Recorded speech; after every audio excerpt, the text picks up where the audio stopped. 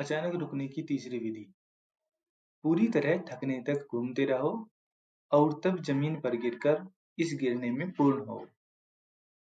वही है, विधि वही है, पूरी तरह थकने तक घूमते रहो। बस वर्तुल में घूमो, कूदो, नाचो, दौड़ो, जब तक थक न जाओ, घूमते रहो। यह घूमना तब तक जारी रहे जब तक ऐसा न लगे कि और एक कदम उठाना असंभव है। लेकिन यह ख्याल रखो कि मन कह सकता है कि अब पूरी तरह थक गए। मन की बिल्कुल मत सुनो। चलते रहो, दौड़ते रहो, नाचते रहो, कूदते रहो। मन बार बार कहेगा कि बस करो, अब बहुत थक गए। मन पर ध्यान ही मत दो। तब तक घूमना जारी रखो जब तक महसूस न हो। विचारना नहीं, महसूस करना महत्वपूर्ण है कि शरीर बिल्कुल थक गया है और अब एक कदम भी उठाना संभव न होगा, और यदि उठाऊंगा तो गिर जाऊंगा। जब तुम अनुभव करो कि अब गिरा तब गिरा, अब आगे नहीं जा सकता, शरीर भारी और थक कर चूर हो गया है, तब जमीन पर गिरकर इस गिरने में पूर्ण हो, तब गिर जाओ। ध्यान रहे कि थकना इतना हो कि गिरना अपने आप ही घटित हो। अगर तुमने दौड़ना जारी रखा तो गिरना अनिवार्य है। जब यह चरम बिंदु आ जाए, तब सूत्र कहता है, गिरो और इस गिरने में पूर्ण हो। इस विधि का केंद्रीय बिंदु यही है, जब तुम गिर रहे हो, पूर्ण हो। इसका क्या अर्थ है? पहली बात यह है कि मन के कहने से ही मत गिरो, क्योंकि आयोजन मत करो, बैठने की चेष्टा मत करो, लेटने की चेष्टा मत करो, पूरे के पूरे गिर जाओ, मानो कि पूरा शरीर एक है और वह गिर गया है। ऐसा न हो कि तुमने उसे गिराया है। अगर तुमने गिराया है, तो तुम्हारे दो हिस्से हो गए, एक गिराने वाले तुम हुए और दूसरा गिराया हुआ शरीर। तब तुम पूर्ण न रहे, खंडित और विभाजित रहे। उसे अखंडित गिरने दो, अपने को समग्रतः गिरने दो। गिरो शब्द को याद रखो। व्यवस्था नहीं करनी है, मर्तवत गिर जाना है। इस गिरने में पूर्ण हो।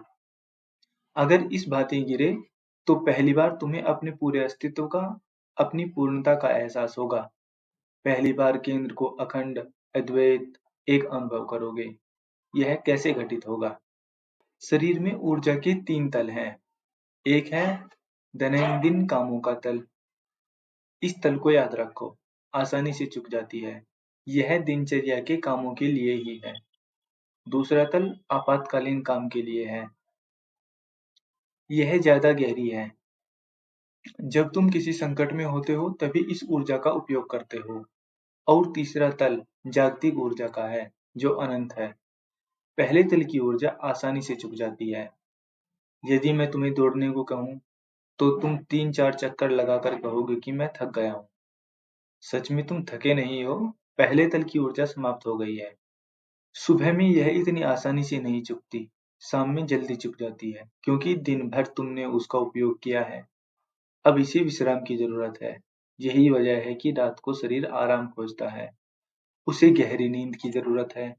जागतिक ऊर्जा के भंडार से शरीर फिर अगले दिन के काम के लिए जरूरी ऊर्जा ले लेगा। यही पहला तल हुआ। अभी यदि मैं तुमसे दौड़ने को कहूँ, तो तुम कहोगे कि मुझे नींद आ रही है। तभी कोई आता है और कहता है कि तुम्हारे घर में आग लग गई। अचानक तुम्हारी नींद काफुर हो गई, थकावट जाती रही, तुम ताजा हो गए और दौड़ने लगे। अचानक क्या हुआ? तुम थके थे, लेकिन आपातकाल ने तुम्हारी ऊर्जा को दूसरे तल से जोड़ दिया और तुम फिर ताजा हो गए। यह दूसरा तल है। इस विधि में दूसरे तल की ऊर्जा को चुकाना है। पहला तल आसानी से चुक जाता है। उसके चुकने पर भी दौड़ते रहो, थकने पर भी दौड़ते रहो। कुछ ही क्षण में ऊर्जा की एक नई लहर आएगी और तुम फिर ताजा हो जाओगे और तुम्हारी थकावट चली जाएगी। अनेक लोग मुझसे आकर कहते हैं कि जब हम साधना शिविर में होते हैं, तब एक चमत्कार सा होता है कि हम इतना कर लेते हैं। सुबह में 1 घंटा सक्रिय ध्यान, जिसमें हम पूरे पागल की तरह ध्यान करते हैं। पिछले पहर भी 1 घंटा ध्यान करते हैं और फिर रात में भी 3-3 बार हम पागलों की तरह ध्यान करते हैं। अनेक लोगों ने कहा है कि यह हमें असंभव सा लगता है कि अब और नहीं चलेगा। लगता है कि अगले दिन हाथ-पाँव हिलाना भी असंभव होगा। लेकिन कोई थकता नहीं। रोज 3-3 सत्र और इतना कठिन शर्म, और इसके बावजूद कोई भी नहीं थकता। ऐसा क्यों है? ऐसा इसलिए है कि लोग शिविर में दूसरे दल की ऊर्जा से संबंधित हो जाते हैं। यदि तुम अकेले करो तो थक जाओगे। किसी पहाड़ पर जाकर प्रयोग करके देखो, पहले तल के चूकते ही तुम चुक जाते हो। लेकिन एक बड़े समूह में, जहाँ 500 लोग सक्रिय ध्यान कर रहे हो, बात दूसरी है। तुम्हें लगता है दूसरे लोग जब नहीं थके हैं तो तुमको भी कुछ देर जारी रखना चाहिए। और हर एक आदमी ऐसा ही सोच रहा है कि जब कोई नहीं थका है तो मुझे भी जारी रखना चाहिए। जब हर कोई ताजा और सक्रिय है तो मैं ही क्यों थकान अनुभव करूं? यह समूह भाव तुम्हें प्रेरणा देता है, शक्ति देता है, और तुम दूसरे तल पर पहुंच जाते हो। और दूसरा तल बहुत बड़ा है, आपातकालीन तल जो है। और जब आपातकालीन तल चुकता है, तब और अभी तुम जागतिक तल में प्रवेश कर जाते हो। अनंत से तुम्हारा संबंध स्थापित हो जाता है। इसीलिए बहुत शर्म की जरूरत है। इतना शर्म कि तुम्हें लगे कि अब यह मेरे बस की बात ही नहीं है। लेकिन अभी भी यह तुम्हारे बस के बाहर नहीं है। यह सिर्फ तुम्हारे पहले तल की ऊर्जा के बस के बाहर है। जब पहले तल की ऊर्जा चुकती है तो थकावट महसूस होती है।